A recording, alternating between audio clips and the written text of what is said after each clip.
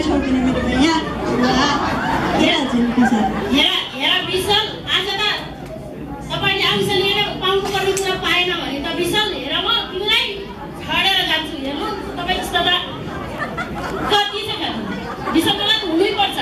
त्यसो नभन न प्रिया आज तिमी यहाँ हुनु नै मैले गर्दा हेर मैले तिमीलाई के किनेर ल्याइदिएको छु हेर्छौ ल हेर ल लगाऊ ल कस्तो राम्री देखि के मेरो मैया म बुवालाई कुरा गर्छु आज आऊ ए बुवा बुवा यहाँ बाहिर आउनुहोस् जहिले पनि किचकिच यो घरको जहिले पनि यो बुढाबुढीको टेन्सन के को कलेज जानु यहाँ देख्नु भएन ए कलेज एउटा कलेज सुन्नुहोस् बा अब यो सबै झमेला मेटाउनु पर्यो मलाई यो मन पर्दैन तपाईहरुको चाकरी गर्दा गर्दा गर्दा गर्दा दिक्कै भयो यो देशलाई देख्दा पनि दिक्क भयो यो बाबुआमा बुढाबुढीलाई देख्दा दिक्कै भयो यो तपाई भन्नुहुन्छ नि चर्च जा जवान संगति चला त्यो चर्चको जवान संगति देखे पनि दिक्क भयो मलाई अब म छुटकारा चाहन्छु पुरुषका लाएर मैले पाउनु पर्ने अवसर दिइहाल्नुहोस् होइन बाबु आज अचानक के यस्तो अनि यो कहाँको केटी हो यस्तो साँच्चीको भनेको बुवा तपाईको छोरालाई पाउने अधिकार छोराछोरी पाइसकेपछि दिनुपर्छ किनभने संसारमा इन्जोय भनेको यतिखेर गर्ने हो विश्वकर्म तपाईलाई के थाहा यो काल के सुन भने तँलाई के चाहियो बाबु के चाहियो कुरुको लाएर मनी चाहियो मनी चाहिनको लागि त ब्याङ्कमा जानु एटिएम चाहियो धेरै कुरा गरेर टार्ने होइन हेर्नुहोस् बुवा तपाईँ बुढो भइसक्नु भएको छ अब म तपाईँको किचकिच सहन सक्दैन पुरुषको मेरो पाउनुपर्ने हक अधिकार दिनुहोस् होइन भने कानुनी तरिका पनि जानेको छु मैले होइन यस्तो बुढो बाबुलाई छोडेर बाबु त्यो कहाँ चाहिँ लागेको भाइ यस्तो बुढो बाबु आमाको माया लाग्दैन म विदेश जान्छु यो देशमा म बस्न सक्दैन यो देशको घमण्डी यो देशको गतिविधि सब देख्दा वाक्क भइसक्यो म विदेश जान्छु अब मलाई पैसा दिनुहोस् दिदी बुढो दे छोराले मागेपछि दिनुपर्छ उसको अधिकार दिनुपर्छ एकैछिन सुन्नुहोस् तिमीलाई यो देशको माया लाग्दैन भने भा यो देशमा के पो रह्यो सधैँको लडाइँ झगडा सधैँको तानातान कुर्ची तानातान यता र उता महामारी के को मगी त्यस्तै सबै ठुला मान्छे ठुलै छन् साना सानै छन् जति लडे पनि यस्तै यस्तो प्रकृतिले भरिपूर्ण भएको हाम्रो यस्तो सुन्दर देशलाई छोडेर बाबु तिमी नचाबा एकचोटि सोझा राम्रोसँग सोझा यस्ता सोझा बामा फुटे कौडी सुहाउने होइन के सोझा बा एकचोटि सोझा बा के भन्ने बुढी मदा छक्कै भइरहेछ यो के भन्ने सुन हो तपाईँको सेवा गर्ने यही छ बसे यो दाइ बसे दाइ जे भए पनि माग्नु सुन बुढा दिनुपर्छ भाइ उनीहरू चाहिँ अब जवान मान्छे हो उनीहरू मागेको दिनुपर्छ आउँछ कति हुन्छ हिसाब दिनुपर्छ उनीहरूको भाग्नु जति पर्छ उनी दिइहाल्छ आफूले के दिनु चस्मा हालेको चाहिँ देखिनु ल ठिक छ तँलाई के चाहियो भन्नु त म मैले पाउने आउँछ अब 15 मिनेट भित्रमा मलाई दिनु पर्यो म त्यहाँ वेट गरेर बस्छु ल ठिक छ अब यहाँ जाऊ जिस्कोमा गएर हामी फर्किहाल्छौँ हेर्नु न बुढा अहिले हामी के जा यस्तो दिँदैन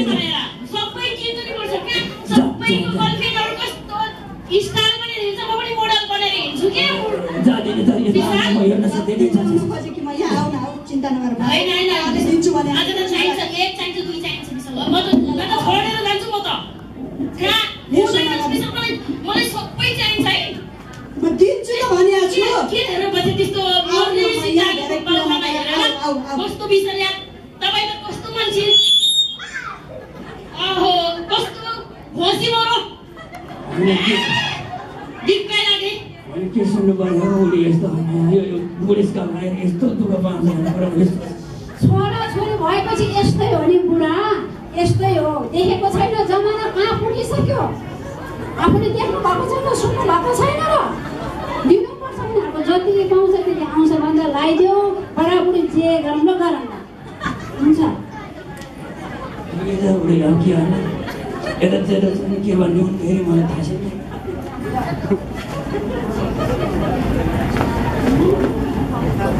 बुवा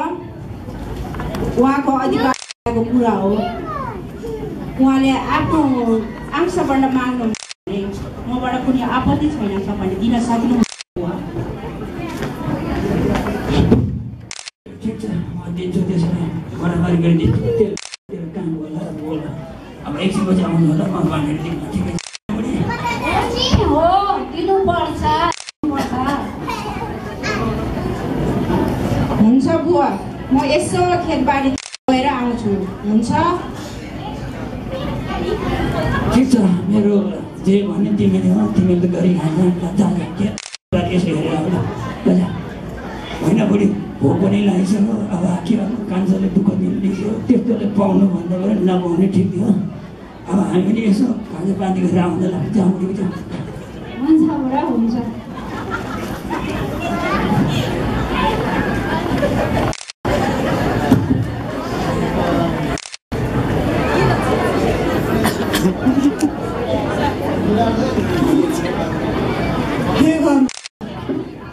विदेश भनेर आइयो साह्रै दुःख भयो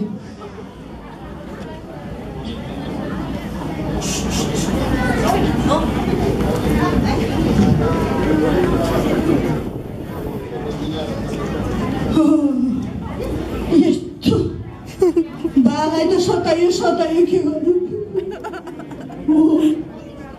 जाडो पनि त्यस्तै विदेशमा त धत्तेरिका बडो दुःख पाइयो हो अब त म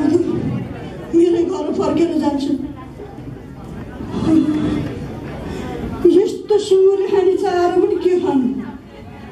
कसरी खानु काम पा होइन के हो यसको सोच सुने जस्तो बुढो सुन्नु छोरा गएको कति वर्ष भइसक्यो केही थाहा त्यो नपाले मरेको भाउ त लाएर नि मेरो सम्पत्ति जति सबै सके अब त कता गयो कसैको पहिला गयो यस्तो त आइसक्यो होइन यता आइसक्यो त मलाई कस्तो खुसी लाग्छ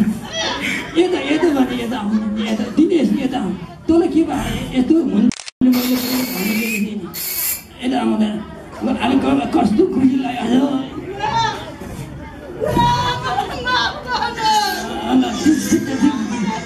भाग्यमानी भएछ भाग्यमानी भाग्यमानी रहेछ भाग्यमानी ए धन्य तपाईको छोरो भनेर तपाईको विरुद्ध मैले परमेश्वरको विरुद्ध देशको विरुद्ध पाप गरे धन्य हेर त यसको कति कस्तो गर्नुहोस् बुवा ल ठिक छ भाग्यमानी भएछ ठिक छ ल ठिक छ त मैले मरे भने बाँचेर आएँ मलाई एकदमै यो पुरस्कारमा धेरै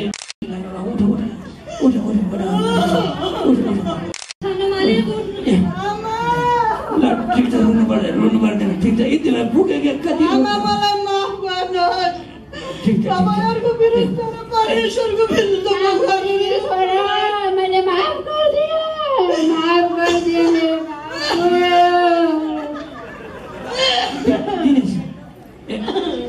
धन्य यता यसको खुट्टामा चप्पल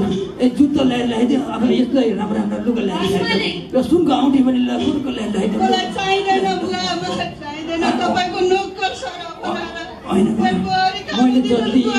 दुःख गरेर कमाएछ तिम्रै लाग्यो हो त्यस्तो मलाई एकदम खुसी लाग्छ एकदम खुसी लाग्छ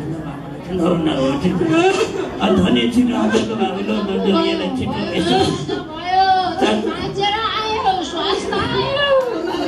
यता जुत्ता ल्याएर लान्छ जुत्ता र यता कोट प्यान्ट के छ ठिक छ म धेरै आज बाँचेर आएँ यस्तो लगाइदिनु अनि त्यो खोरमा छ नि 2-3वटा बोकाहरू त्यो मोटो बोकाहरूलाई झ्याप्पै ल्याएर काट्यो है अनि यो सबै गाउँलेहरूले नै बोलाइल्यौँ अनि आज खुसीको एउटा हामी एउटा भोज खानुपर्छ ल धनी ठिक छ भाग्यमानी भयो अब भाग्यमानी भएछ तँलाई यस्तो हुन्छ भने मैले पहिला विचार गरेर बाबु कुरा नमान्नाले मैले अब फर्केर आइस ठिकै छ अब हामी रमाइलो भयो हाम्रो एक त भने त्यो खोरमा भएको दुईवटा त्यो ठुला ठुला त्यो बाख्राहरूलाई चाप्प काटेर खसिहाल्ने बोका अनि यता गाउँलाई सबैले खबर गर्नु यता आज हाम्रो घरमा बस्छ भने ल आऊ बाबु फर्केर आइस आइस बाबु हो मेरो बाबु तिमी सुस्वास्थ्य आयो मेरो बाबु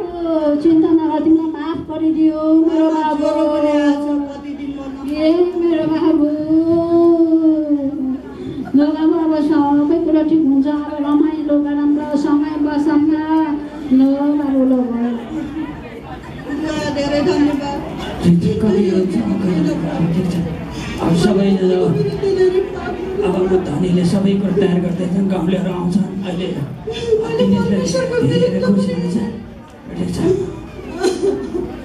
मालिक सबै तयार छ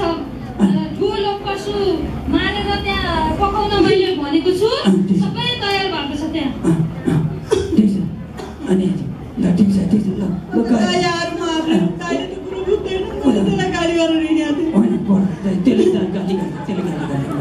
त्यसले गाली गरेर लट्ठी अनि लट्ठी छ त्यसले गाली गर्दैन बुवा हजुर त आइपुग्यो कहाँ छ धने धने हजुर सानो मालिक यता आइज यहाँ के को हल्ला खल्ला हो यहाँ मान्छेहरू भेला भइरहेछ होस भतेर छ टनाटन के हो यो के को आवाज हो यो सानो मालिक सानो बाबु ल्याउनु भएको थियो नि विदेशमा फर्की आउनु भएको छ दुःख पाएर फर्केर आउनु भएको छ अहिले हो त्यसकै उपलक्ष्यमा ठुलो मोटो मोटो पशु मारेर सबै भोज तयार पार्नलाई मान्छेहरूले सबै पकाउँदैछन् अनि अहिले सबै भोज तयार हुँदैछ हुन्छ मेरो बुवाले आज उहाँको सम्पत्ति सबै नष्ट गरेर फर्केर आएको छोराको निम्ति उहाँले मोटो पशु काट्नु भएको छ भोज तयार गर्नुभएको छ तर ठिक छ म जाँदैन भित्र के सुन्दैछु किन रिसाउनु पर्यो कि खेतबाट आउँदैछ थाहै लाग्यो त्यस्तै नरिसाउन त्यो नरिसाउँदा छोड त्यो नरिसाउँदा यता आउने यता अलि यता हो अब बुढुबा हिँड्न सक्दैन त यसलाई अलिक खुर्क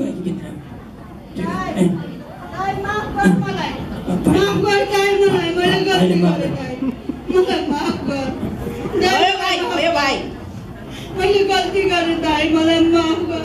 बास र ग्यास मात्र त्यो तेरो सम्पत्तिमा केही खोज्दैन दाइ मलाई माफ गर अति भयो बखा एकछिन बखा म बुवासँग कुरा गर्न चाहन्छु ल कान्छ तिमी चुल्हा बस एकछिन चुल्हा बुवा हजुर हेर्नुहोस् यतिका समयसम्म मैले तपाईँको सेवा गरिरहेको छु अनि मैले कहिल्यै पनि तपाईँको आज्ञा मैले उल्लङ्घन गरेको छैन तापनि तपाईँले कुनै दिन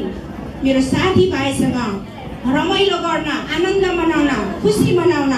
तपाईँले मलाई कुनै एउटा पाडो दिनु भएन तर तपाईँको यो सारा सम्पत्ति उडाएर आएको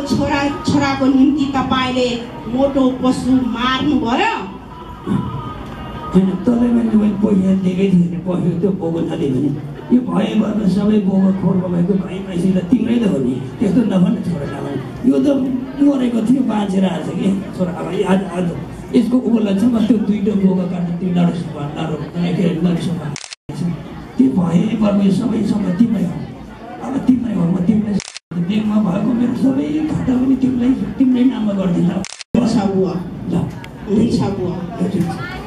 अनि म मेरो भाइलाई म क्षमा दिन्छु अनि मेरो भाइलाई म माया गर्छु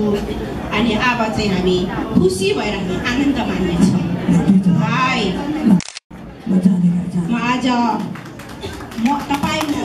हारेको थियो अनि पछि मरेको थियो आज जीवित भयो अनि स्वास्थ्य पाउनुभयो खुसी छु भाइ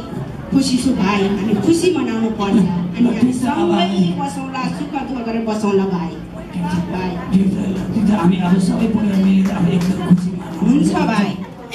हुन्छ बुवा जाउँ अब हुन्छ बुवा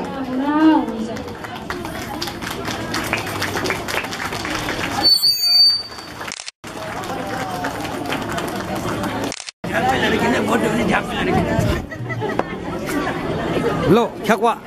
ब्राज त अब त छिटो भयो नि